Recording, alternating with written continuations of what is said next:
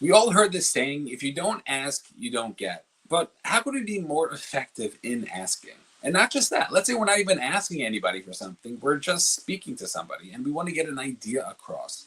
How is it that we can start to get ourselves a little bit more effective when it comes to the communication? You see, for so many people, they don't realize that this is a skill. This is something we can learn and something that we can work on. But if we don't put in the time, if we don't learn the skills that are necessary, then all of a sudden we're just going to probably miss out on so many different experiences throughout our lives. And I really truly believe that. Because for so many people, they have ideas, they have conversations that they want to be having, or maybe they even had the conversation, they just didn't get their point off clearly enough. And therefore, they end up missing out on so many different things. And even if it's that one conversation that could change everything for you, is it not worth it to learn the skills of communication? Especially in a world when you want to speak to people, even if it's through texting or WhatsApping, whatever it is that you might speak to them through. Understanding that if you want to have the ability to speak to other people, to be able to communicate with them in an efficient way, there are certain things that you can start to learn. So today I want to break down to you different areas that we can start to work on, 3 practical strategies in terms of ways that we can start to communicate, and then also just 2 different ideas that we should just know about just in case we want to be able to communicate in a better way that maybe you're not thinking about. And I think the first part that's so important when it comes to communication is really understanding that we have more ability to understand that if we want to be thinking about something and expressing ourselves, we should be writing things down or thinking things out before we just get out and speak. How many people do you know that get up and just say something and you're like, wow, you sound like such an imbecile. Like you just sound so stupid.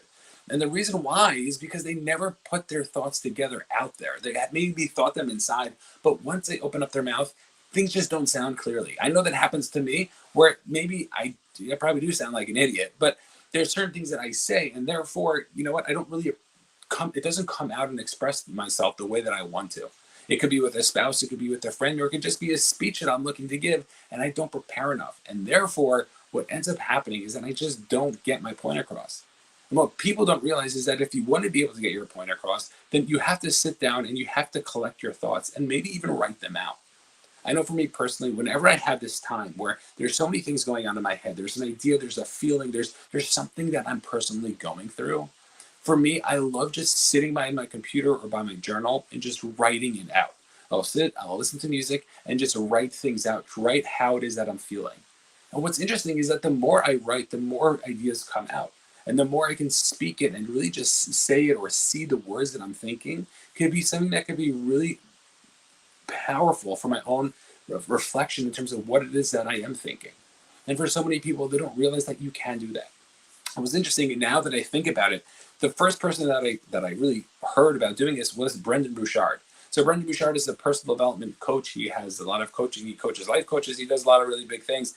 He's one of the bigger coaches out there in the world. And he always talks about how at the beginning of his day, he always writes down his ideas or his thoughts in terms of like how it is that he's going to post on his social media. And thinking about it, it's right. He really gives himself a time where he could just get all of his ideas in one place. And then you look at somebody like Alex Hormozy for the first 5 to 6 hours of his days is not thinking about anybody else, and he's just focusing on the things that need to be getting done.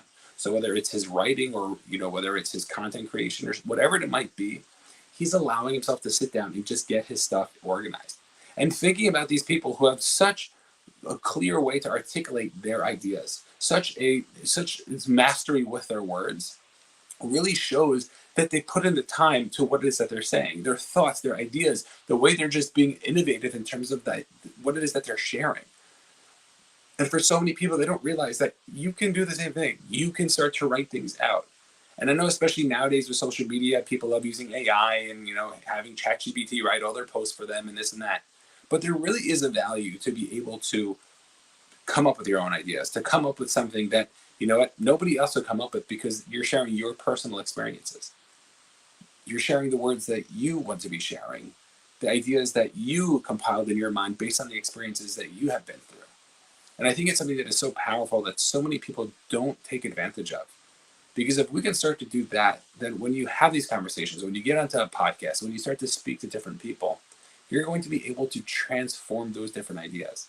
You're going to be able to move forward and allow yourself to become that type of person. And for so many people, they don't realize it, but you have that ability. You can start to change just by focusing on that. And for so many people, if we can start to recognize that, that things are going to be so different in our own personal lives. So recognizing whether it's writing it down, whether it's talking it out with somebody, whatever it might be, if you have an idea in your head and you want to get more clarity on it, look to get it out. Because I'm telling you, the way that you speak it out the first time and the way that you're thinking about it is going to be two totally different things. The next thing that we have to understand is that once we start to get our ideas on paper and what it is that we're trying to put everything out, we have to realize that we have a possibility to start to really understand that we have to learn how to speak. You see, on the one hand, there's talking, and you can get your idea by talking. But on the other hand, if you're not speaking in a proper way, if you're not enunciating, if you're not really working on how clearly you're speaking, if you're not talking, thinking about, the way you speak, the pauses that you add, or the emotion that you can give to the words that you're speaking to. So you are missing so much of it. And it's interesting because I recently was at an event and there was a gentleman who got up to speak at the event. Not a public speaker, he was just, there for the cause. And he ended up speaking at the event. And what was interesting is he was very dry and he was very monotone and he wasn't really getting into it. And on the one hand, I kept thinking, okay, maybe this is like his vibe. This is how he is. And he was making actually funny jokes, but it was dry. So just like comedians might be very dry when they make a joke. But on the other hand, he was talking about a very important topic for him. And he had the ability to make such a big difference. He had the ability to share an experience that he went through in such a more powerful way that if he would have just practiced a little bit, or if he would have just thought about it, or maybe he just would have really been working on this for maybe a little bit longer, he could have gotten so many more people so much emotionally more involved. And for so many of us, we don't realize that we have the ability to speak. We have the ability to learn about communication. There's a course I recently took just because I wanted to be able to work on this. I want to be able to express myself in a better way. I want to be able to bring the emotion into the way that I speak. And there are tricks and tips that you can start to learn to allow yourself to elevate your game. And if you can start to work on that, that's going to be such a big game changer. Because whether you're speaking to one person or 1,000 people, if you're able to captivate a room, if you're able to speak people in their language, to be able to feel that a roller coaster with them, to speak to somebody and that person understands that, this guy really gets me, or this girl really gets me, that could be something that could be life-changing. And all we have to do is just learn the tricks, and then we got to practice. And I think with all these things that people sell, all these courses that people do, we don't realize that at the end of the day, if you want things to change, you have to change. You're going to be the one who's going to have to do the work. You're going to be the one who's going to have to pick up and say, hey, you know what? I really want this. And on the one hand, it's like kudos to you that you bought the course. But then if you're not going to do anything with the course, you're just going to listen to it and not change anything, at the end of the day, what's the point? And I think it's so important for all of us, if we have this ability to be able to move forward, to really understand, hey, what is it I want to be doing? What's one area that I can start to work on? Do I speak too fast? Do I say and ahs? Do I say certain words or phrases over and over and over again? And if that's the case, let me start there. Am I not as engaging with my words? Do I not articulate my words clearly enough?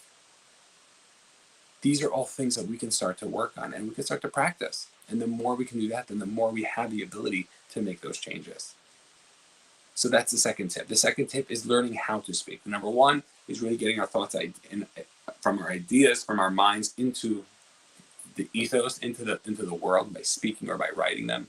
And the second thing we want to do is we want to be able to think about what it is that we can start to do to enhance our skill of communication.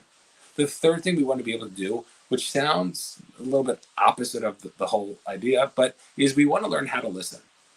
You see, for so many people, we don't realize that if we can just listen to somebody else, we might not be even saying anything. That could make the person feel like they're being heard. And if that person feels like they're being heard and you only said 10 words to them the whole conversation, they could feel like you helped them so much. I know in the coaching space, when somebody is working with somebody, if the coach is doing most of the talking, so then there's probably something wrong with it.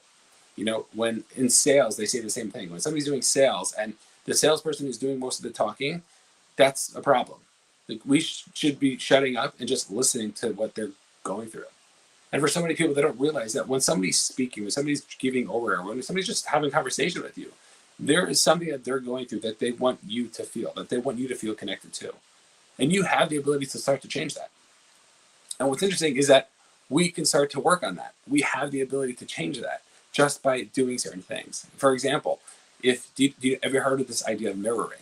So mirroring is a great way to build rapport. So however a person is standing or sitting, so if their arms are crossed and you start to cross your arms, somebody just subconsciously already feels like they got something going on with you. But if you start nodding when they're talking, right?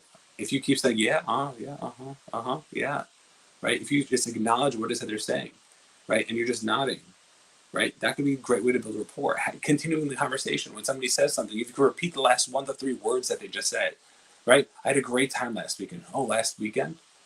Yeah, last weekend I ended up going upstate, and it was amazing. I went on so many different hikes, and we had we went paddle boarding, and it was just so much fun. We were thinking about going on the river, but we ended up just going like whitewater rafting, Yeah, it was like so much fun, and da, da, da, da, da. You really just repeat the last word that they say to keep the conversation going, and the person will say like, "Oh my gosh, this person gets me. This person is like so nice. This person is just like knows how to listen to me." And that's a great way to start to communicate with somebody, because on the one hand, communication is speaking, but on the other hand, communication is the bond that you're trying to build with the person. And if they can start to talk and you can listen, you're having that communication. You're feeling each other out. And that can be something that can be so powerful when it comes to the communication that we're looking for. So recognizing that. So number one is to realize that we have to practice what it is we want to be saying. Number two is the language that we're using and how it is that we're articulating ourselves and the skills of speaking. And number three is going to be the idea of making sure that you're going to be somebody who's going to be able to learn how to listen. Two other ideas, that total side topic, just in terms of conversational, speaking with somebody, is number one, give your opinion. And let's say you're a people pleaser and you're like, I don't care about my opinion.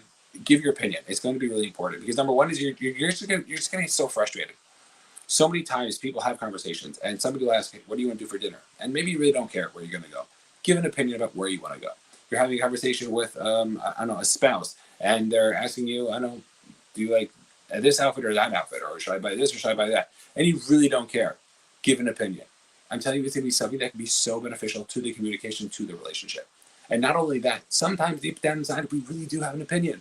And it's just covered by all this guilt that we have to have an opinion. And if we could start to understand that, that could be something that could switch so much.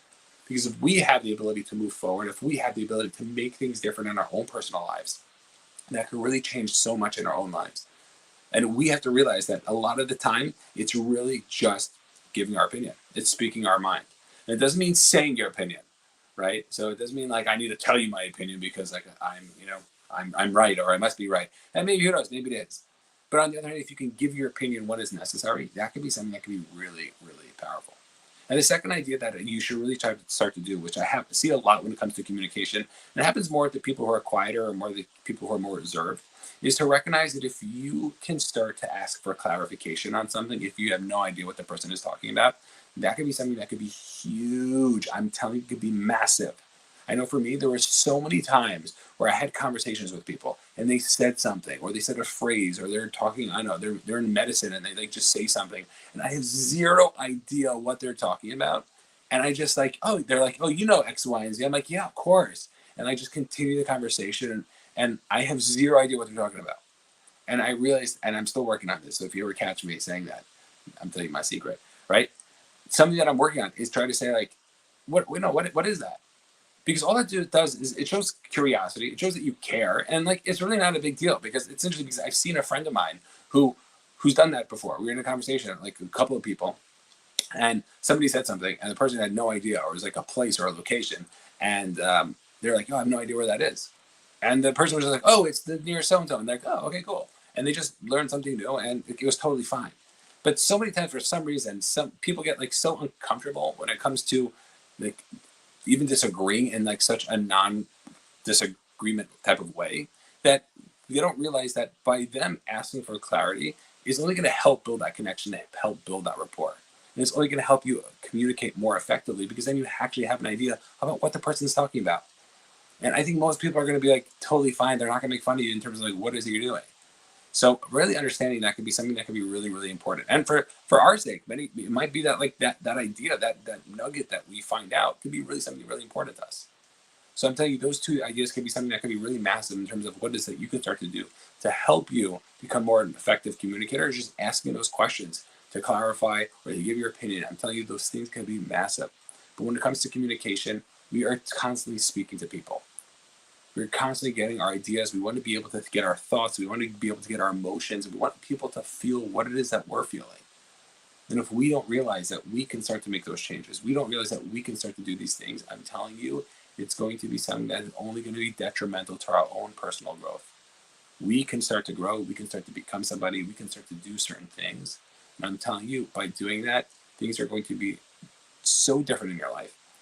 Somebody coming from a big old time mumbler, coming from somebody who never did public speaking, coming to somebody who never was on social media, and now thank God I'm doing all these things and I'm working at it. I'm constantly working on them and I'm constantly learning skills and tips and tricks that I can start to do. I'm telling you, this stuff was a game changer. Learning how to have a conversation. I've done episodes on that. If you're somebody who's more of an introvert, don't know how to have a conversation, we spoke about that. But I'm telling you, all these different ideas can be so beneficial to what it is that we're looking to do. So recognizing this is important. I think you get it's important. Now we got to go practically, where is it that we can get better? What is it that we can start to do to allow ourselves to become more of this type of person that we can start to become to get all our ideas across the finish line? Let me know if you have any questions. Like always, peace out. We'll see y'all on the next one.